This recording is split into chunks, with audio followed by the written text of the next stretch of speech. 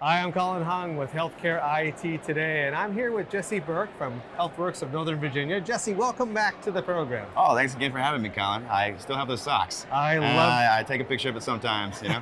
I love that you have them. I love we had that chance last year to great. do that. So Jesse, tell me, you're using eClinicalWorks in a kind of a unique way where you're allowing your partners to access your ECW instance. Tell me more about that.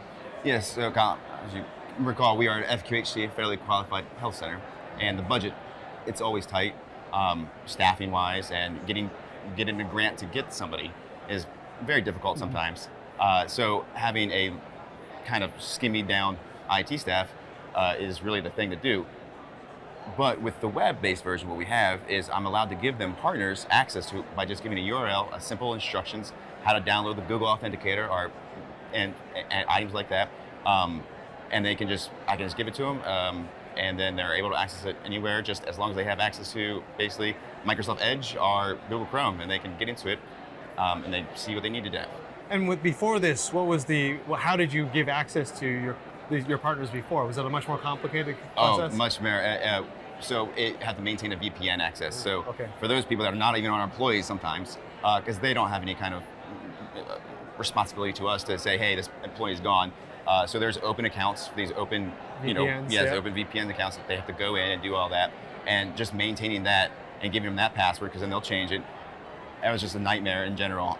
So now I can just go, hey, you can reset, if they need a reset password, it's easy to do. And with it, you can limit it to the IP address, you can limit it to the time of day, and you can make them have forgot password. So it makes my job so much easier, and I just give it to them, and here's the URL, and it'll lock them out after a certain amount of time in activity. And yeah, so that's great. And through the access, they're able to get to the data that they need to see in order to do their job. Correct. Yes. Yeah. They're able to. So we also give it access to the labs, to the lab core. So let me say lab core.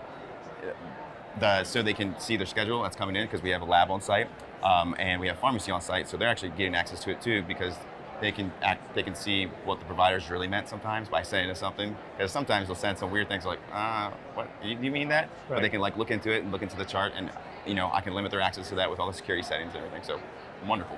Jesse, thanks for coming on the program today and sharing this great information. Oh, of course. Good to see you again. It's good to see you again. This has been Colin Hung with Healthcare IT Today. Thanks for watching.